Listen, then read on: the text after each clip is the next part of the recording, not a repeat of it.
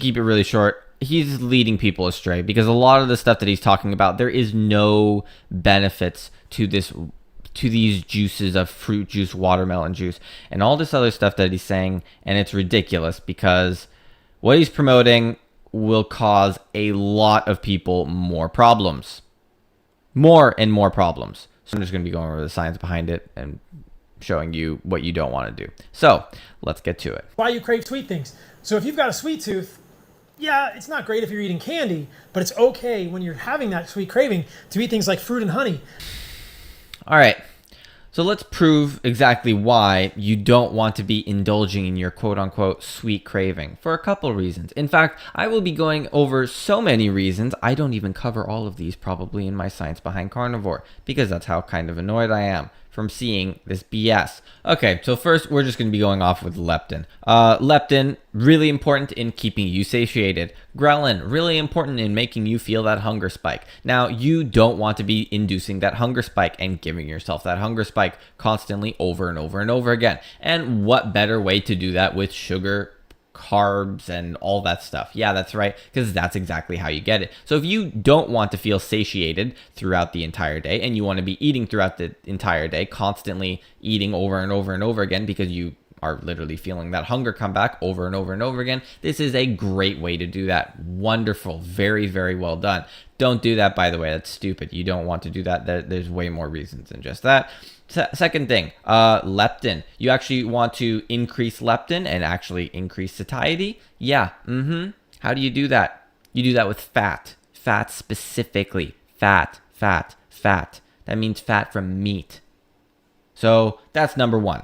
And number two, we will go over glucose oxidation because clearly it looks like somebody doesn't understand glucose oxidation at all, or even the downsides of it. So what exactly is the downsides of glucose oxidation? Well, we already know that when you choose to go through glucose oxidation instead of beta oxidation in terms of the fatty acid, either choosing fatty acid for a fuel or glucose as a fuel, what ends up happening? Well, when you go through glucose oxidation, you are producing more reactive oxygen species per ATP made. That's right. And that's not a good thing, by the way. And not only that, you are also producing more ATP when you are going through beta oxidation, otherwise known as fatty acid oxidation. Once again, way, way more beneficial. Now, why exactly is this a big deal? Well, it turns out that beta oxidation over glucose oxidation, 1, produces more energy, and 2, produces less reactive oxygen species. Reactive oxygen species are basically the determinant factor in cellular damage and just aging for that matter. So if you want to age slower, then you want to be going through beta oxidation more often. You don't want to be going through glucose oxidation.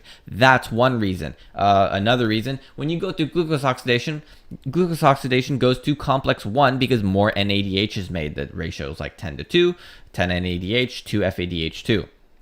So you are producing and basically stimulating more NADH, and those NADH electron carriers end up going to complex 1, and complex 1 we already know is more prone to electron leakage, and that's a big deal because being more prone to electron leakage means that you are going to have more reactive oxygen species being generated, and you don't want those reactive oxygen species being generated. That isn't healthy. That's not what you want. Once again, very, very amazing. Like, why would you do that?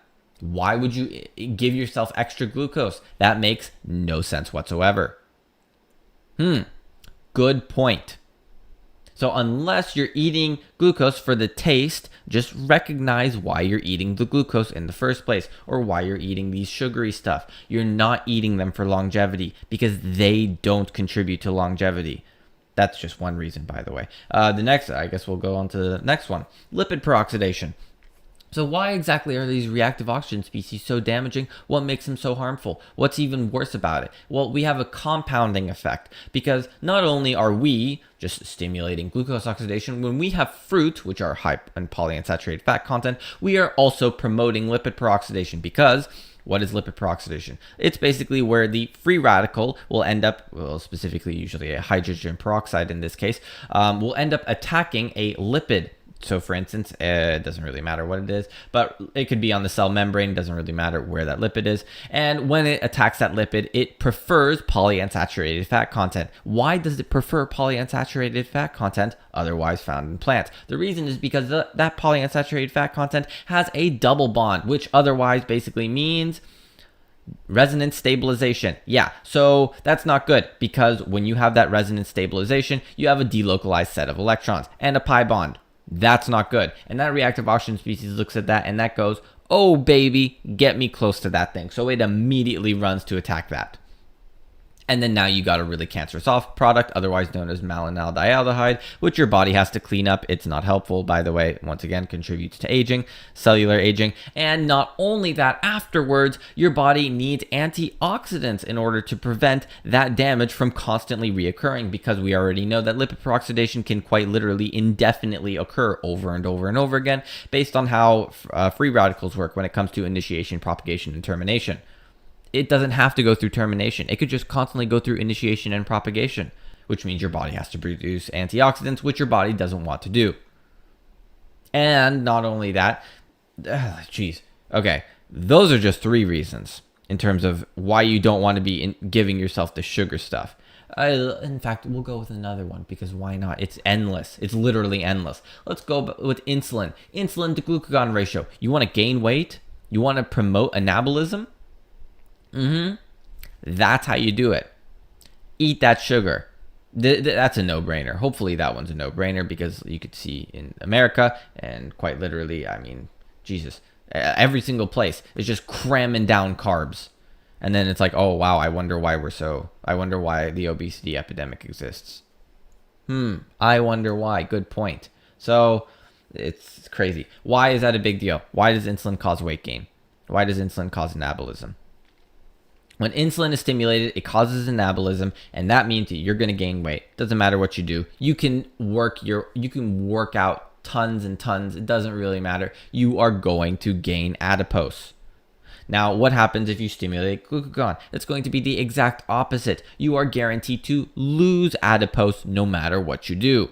Now, how exactly do you lower that insulin? Now, unless you're like Mr. Saladino here and you're constantly working out and you're constantly exposing yourself to the sun as well, which does help lower deuterium content, which also does help with blood pressure and stuff, then you are not going to have this problem. But if you aren't like Saladino, which is a pretty good chance that you're not like Saladino, constantly exposing yourself to the sun and constantly working out to burn the glycogen stores that exist, you're not going to be using you're not going to actually be stimulating glucagon that much, and insulin is going to be more chronically elevated, which you don't want, once again, because that's what promotes anabolism, and you're going to gain weight. It doesn't matter what you do.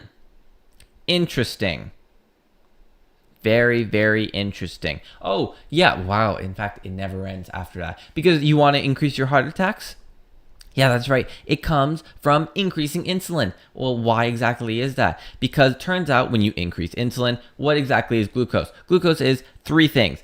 Alpha D-glucopyranose, beta D-glucopyranose, and then just D-glucose. That D-glucose, guess what that causes? That D-glucose causes glycation. And that glycation can damage the endothelium. And not only that, we already know, based on what I talked about before, glucose oxidation also damages the endothelium as well. Bam. So now you got 2 things causing damage to the endothelium. Now you introduce polyunsaturated fats. Now you have 3 things damaging the endothelium even more. And why is that a big deal? Because you want to get your atherosclerosis? You want to get that plaque buildup? Yeah, that's right. This is where it comes from. Just keep increasing that insulin. So listen to exactly what he's saying, and that will help you get your heart attack. It's like, this is crazy. This is a complete lack of understanding of biochemistry. Whew. Well, I hope that rant of all that science was enough for you to realize that what he's saying is BS. Complete BS. Yeah. Like fruit and honey. That's what your ancestors were eating for hundreds of thousands of years. No. You want to go eat those fruits that they ate hundreds of thousands of years ago. Go ahead. Go eat one of them. Tell me how it tastes. You'll stop eating them real quick. They aren't so tasty. That's normal. That's what humans are meant to eat, guys. That's what humans thrive on, is meat and organs, fruit, honey, and raw dairy, which I'll talk about as well. So I might say, there is one thing that I might say he could be right on here.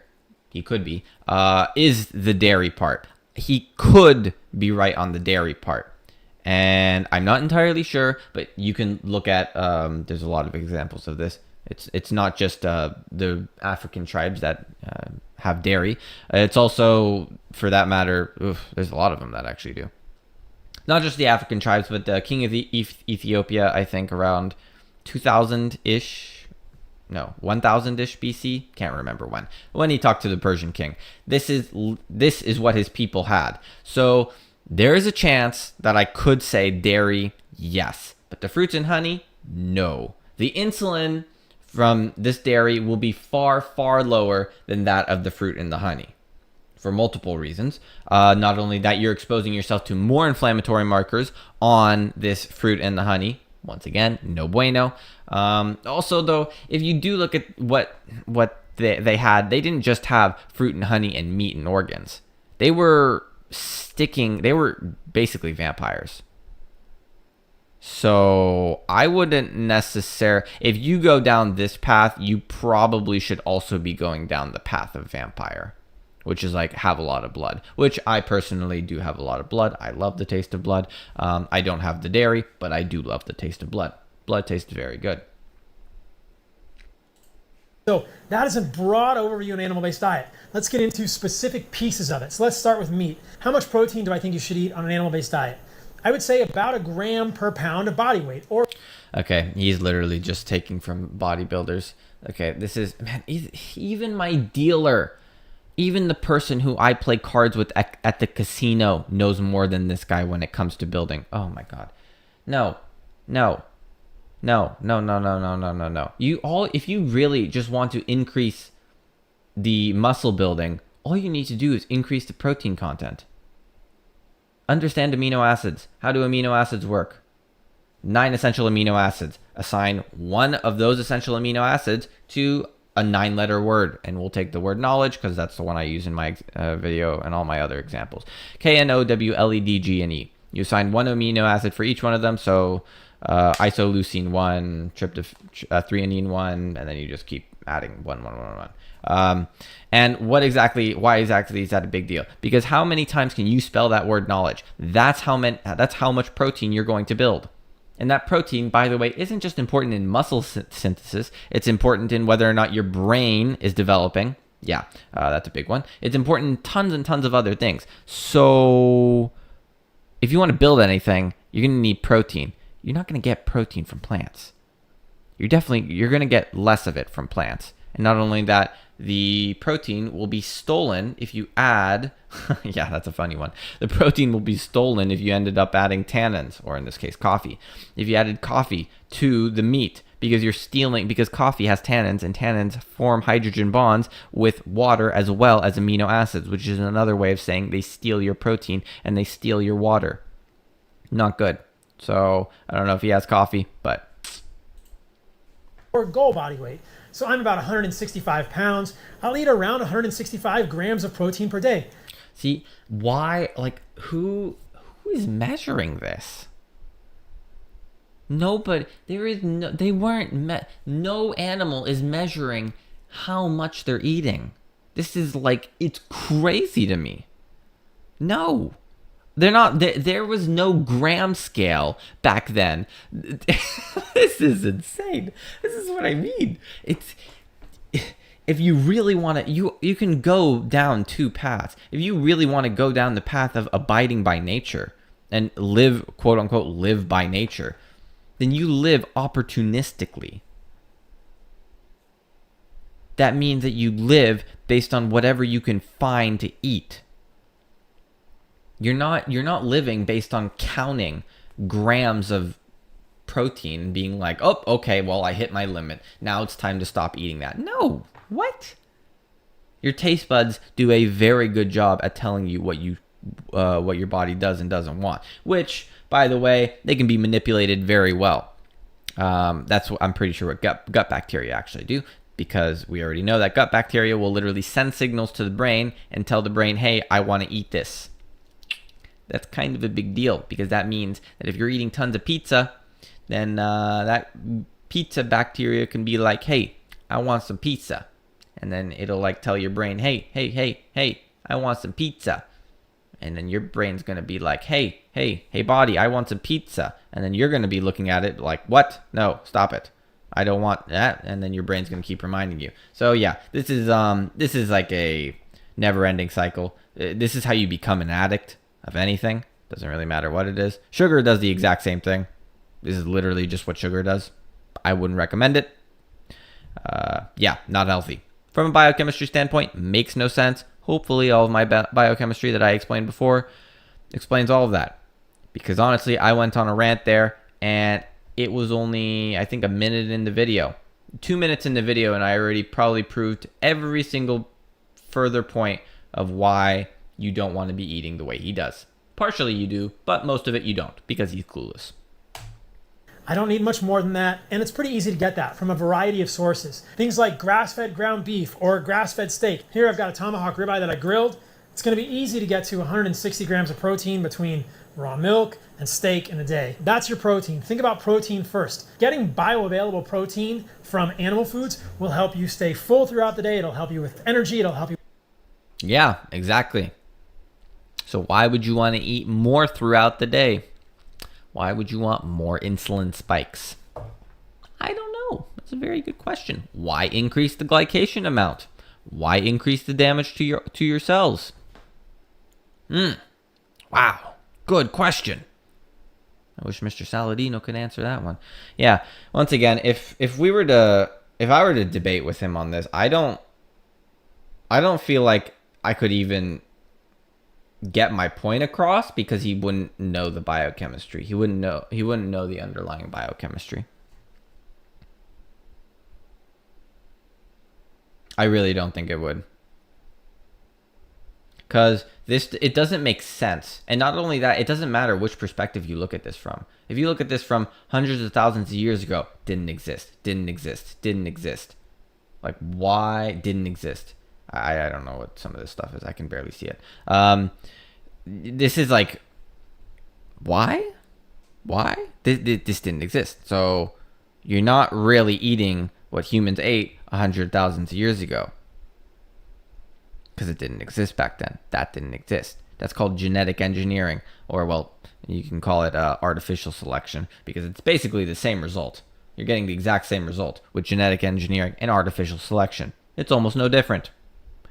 The only difference is one of them is within one generation, the other is within 10,000 generations, or God knows how many generations. I don't know how many. A lot of them. So however many generations it takes to make what we have today. Because this is massive. This is very massive. Just go look at, once again, go look at old fruits and vegetables. Go look at how small an eggplant really looked. Go look at how small apples really looked. Go look at how small grapes really were. And tell me that you're going to sustain yourself off of that. Even if you do want to add that in, it's going to be nothing in comparison to how massive this is.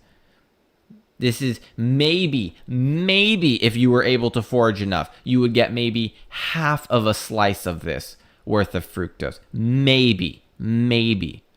It's insane. Really, go look them up and you'll see what I mean. In fact, I actually have a video on it, so you can go check that out too.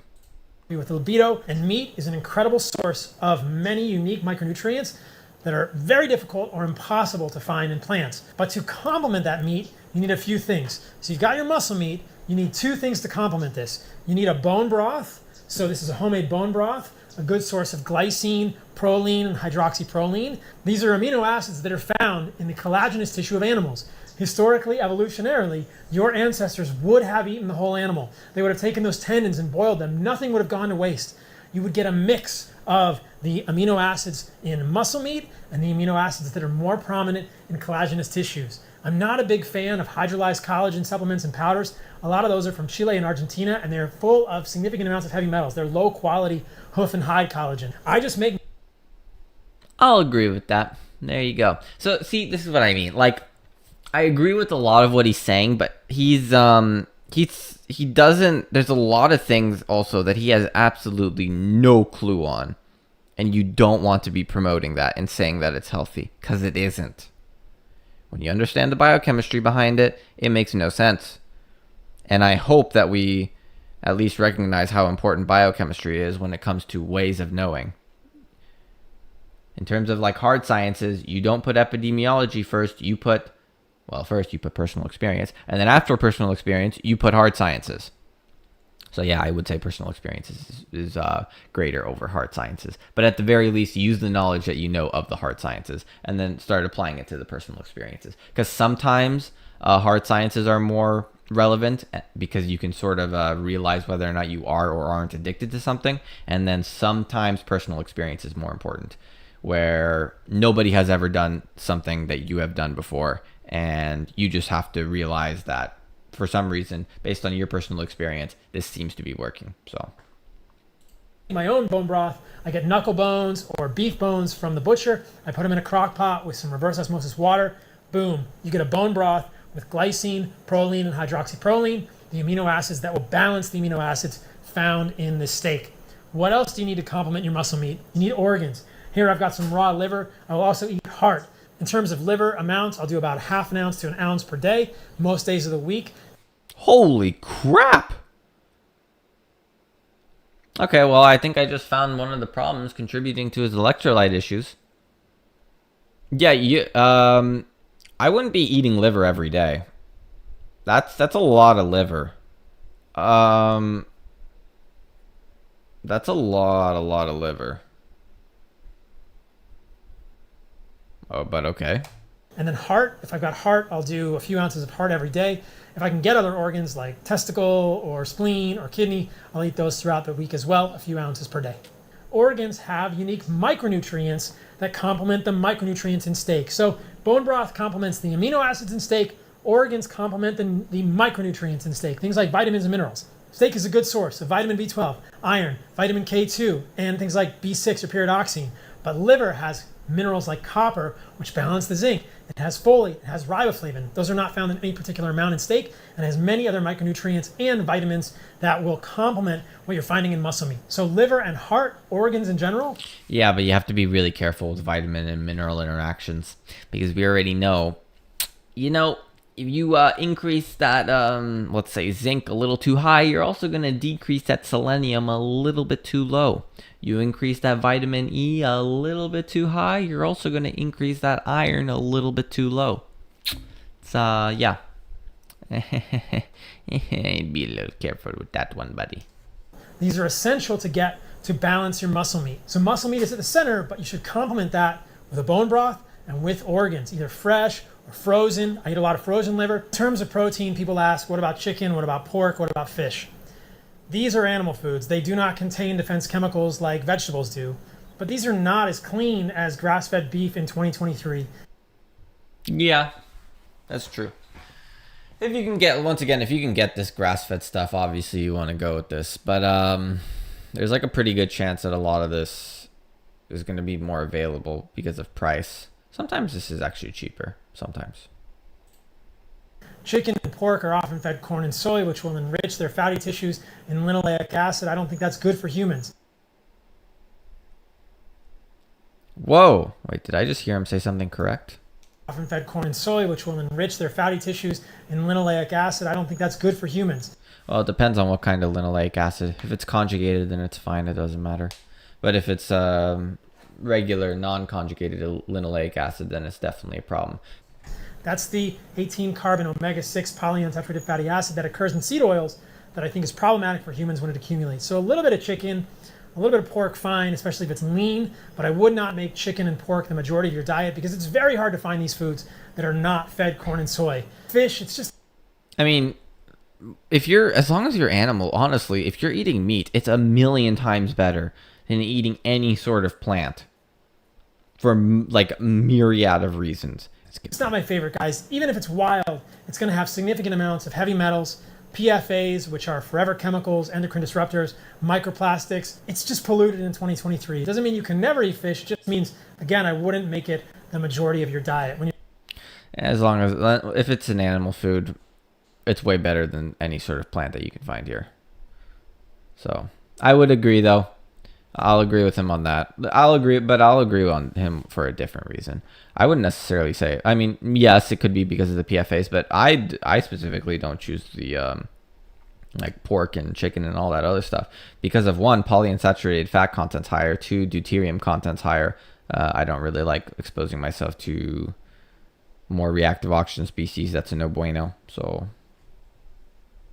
when you're thinking about animal protein, I think that grass-fed beef, bison, elk, deer, lamb, goat, these are going to be your best bet in terms of quality and in terms of the absence of other contaminating chemicals that occur in the other meats. Think about that when you're choosing your protein source. You might also notice that I don't have eggs on this table. I think eggs are a great source of food for humans. They're very nutrient rich, but like chicken and fish, they're often fed corn and soy. And we know that when chickens are fed corn and soy, they make eggs that are much higher in linoleic acid than their cousins that are not fed corn and soy. I don't eat eggs. it's way better. If you could, even if they are high amounts of linoleic acid, it's still much higher in seed oils, one. And two, this is a much better option because of vitamin, mineral content, protein content. This is literally the highest possible thing that you can get, quite literally, because you're eating an embryo, which I know it sounds a little bit disgusting when you put it like that. But eating embryos are probably the most nutritious thing because, yeah, they have everything essential required for life to grow. Unless I know that they are not fed corn and soy, that they are truly pasture raised. If you want to eat eggs, be aware of this and select something that is organic, pasture raised, and corn and soy free. It's difficult to find good quality eggs, but I think they're a good source of nutrition on an animal-based diet. What else? Let's talk about carbohydrates. I've got a bunch of fruit here. I've got fruits that I normally eat in a day. Watermelon, orange, I'll make orange juice. I got mango. I've got some local glyphosate-free honey. I've got a coconut that I'll drink for coconut water. That's going to have carbohydrates. I've even got a squash here. This is a fruit. You think of it as a vegetable, but this is a fruit. I think I already explained at the very beginning how this is the last thing that you want to be eating. I'm not going to explain it anymore. I think all of the biochemistry was more than enough to show that this is ludicrous. This is the last thing that you want to do for nutrition. So enlighten me. Let's hear an argument that I haven't yet heard. Why do I favor fruit as a source of carbohydrates? This is easily digestible, and there are very few plant defense chemicals in ripe fruit, even lower than what you find in starchy forms of carbohydrates. There's always plant defense chemicals. Once again, why induce an inflammatory response? I'm not a fan of grains at all. These are things like oats, wheat, and all of these contain At the very least, I'll agree with them on that. non-protein amino acids. When it comes to carbohydrates, I think that one of the big mistakes people make on an animal-based diet is not getting enough of them. You want to Are you kidding me? get at least 150 grams a day, and if you're more active, up to 300 grams a day. Are you kidding? Okay. Are you kidding me? 150? This guy's psycho. Holy crap, that's definitely gonna get people gaining weight. No. The limit is 50.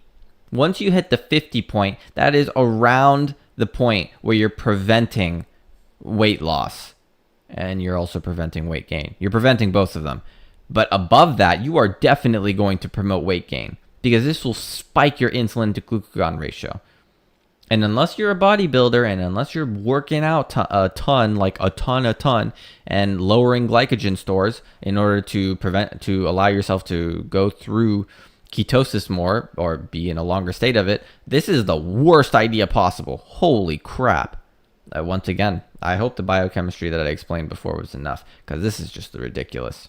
You can go to my website, paulsaladinomd.co, that's .co, and there's a free animal-based calculator there to help you with your macros based on your activity level and your goals. No. Okay.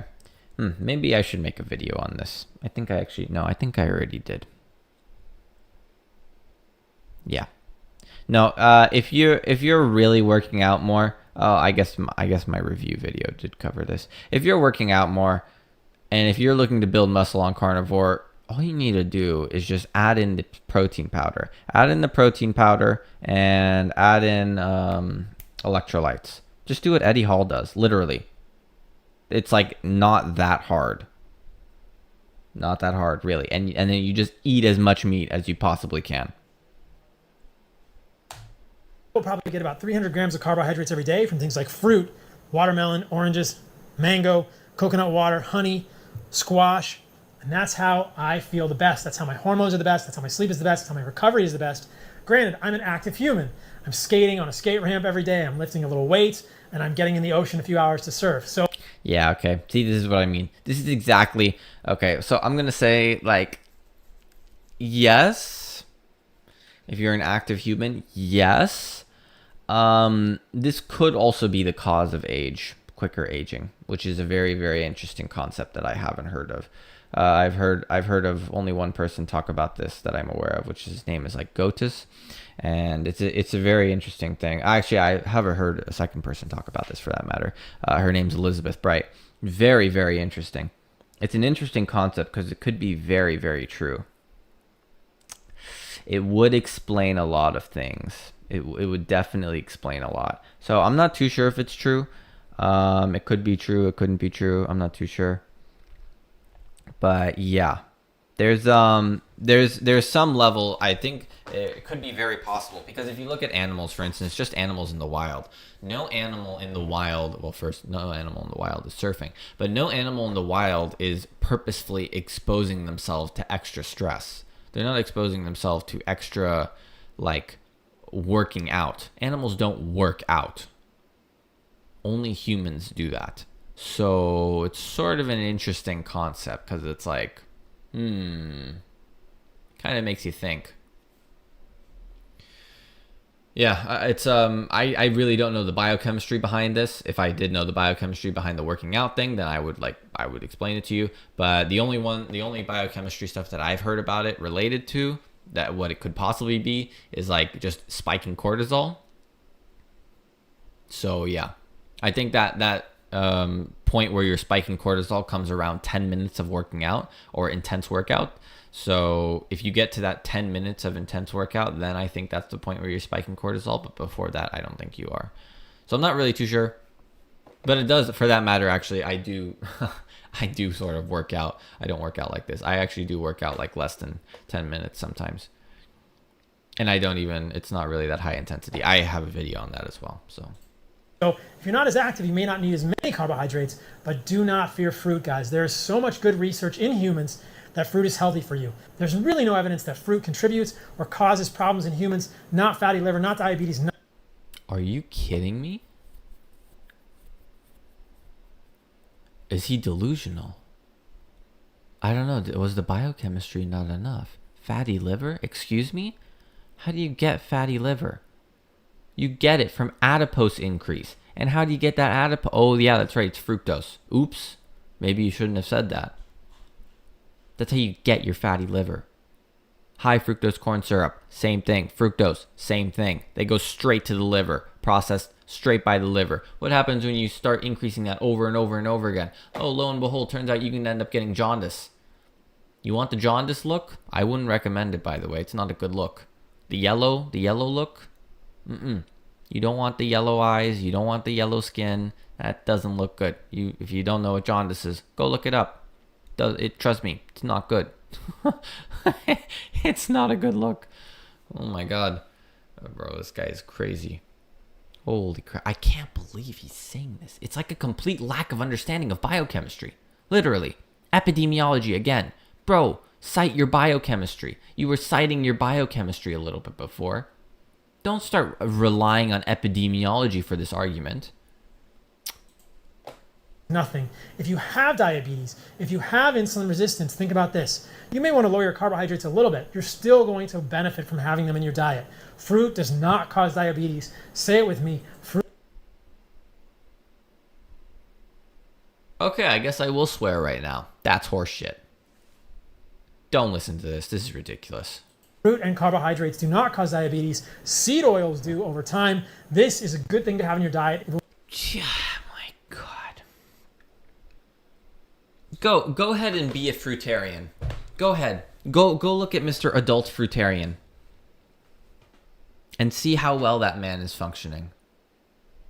That man looks like he has diabetes. That man literally not only... He's emaciated. He also has non-functional brain. Literally non-functional brain. Can't speak properly. Like, how much... What... What's the cause of diabetes? I guess we'll simplify it. We'll try to simplify this for him. What's the cause of diabetes? It's chronically elevated insulin. How are you going to get that? You're going to get that from fruit, because you're constantly eating glucose and you're constantly increasing glucose throughout the day. You're never letting your body go through catabolism, which is what it wants to do, because that's what the point of glucagon is. Holy mother of God. This man is clueless. This man is truly clueless. I hope, this might be a very long one, but hopefully you can see just how clueless this man is. This is insane. Truly, this is insane. I'm very curious about what's in that carnivore code book, because I don't, something tells me there's not as much biochemistry as there should be. It will improve the abundance signals you're giving to your body. It will lower stress hormones like cortisol, glucagon, epinephrine, and others. You don't want the stress hormones. You want to give your body the nutrients it needs to have a signal of abundance, and having fruit and honey is the way to do that. If you I think I explained enough.